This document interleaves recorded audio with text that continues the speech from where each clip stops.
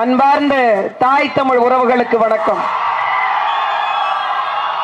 நடைபெற இருக்கிற நாடாளுமன்ற தேர்தலில் நாம் தமிழர் கட்சி சார்பாக உங்கள் வீட்டு பிள்ளை காளியம்மாள் நான் போட்டியிடுகிறேன்.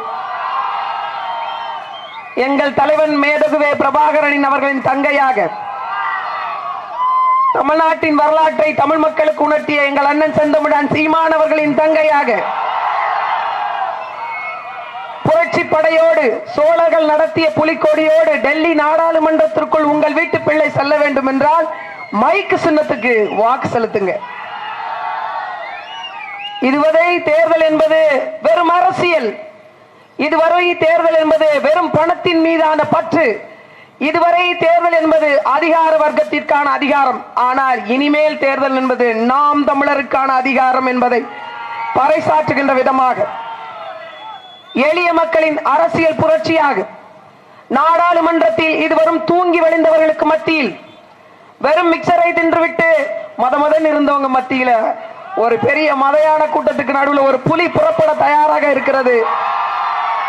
தமிழ்நாட்டினுடைய வரலாற்றை, நிலவளத்தை, நீர்வளத்தை மீட்டுருவாக்கம் செய்து படித்த இளைஞர்களுக்கான வேலை வாய்ப்பை உறுதி செய்திட இந்த 8 தொழிற்சாலைகள், நிலம் வளம் சார்ந்த தொழிற்சாலைகள் மயிலாடுதுறை மண்ணில் மூடப்பட்டிருக்கிறது அல்லவா?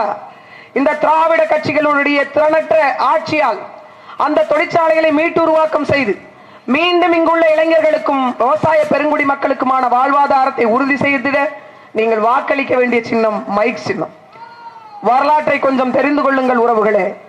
காங்கிரசுக்கு வாக்களிக்க நீங்கள் தயாராக இருக்கிறீர்கள் என்றால் தமிழ் இனத்திற்கு நீங்கள் செய்கின்ற பெரும் துரோகத்திற்கு தயாராக இருக்கிறீர்கள் என்று அர்த்தம்.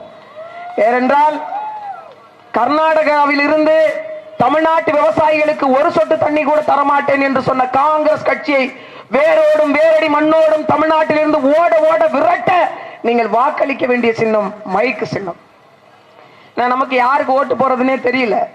யார் துரோகி, யார் விரோதி, இவற்றையெல்லாம் தெரிந்து கொண்டு வாக்கு செலுத்துங்கள், வலிமை தாங்கள். எளிய மக்களுக்கான அதிகாரம் வெல்லட்டும். ஒரு சாதாரண குடும்பத்தை சேர்ந்த பெண்களும் நாடாளுமன்றத்துக்கு போக நீங்கள் வாக்களித்து வெற்றி பெற செய்யுங்கள். மைக்கு சின்னம் இதோ.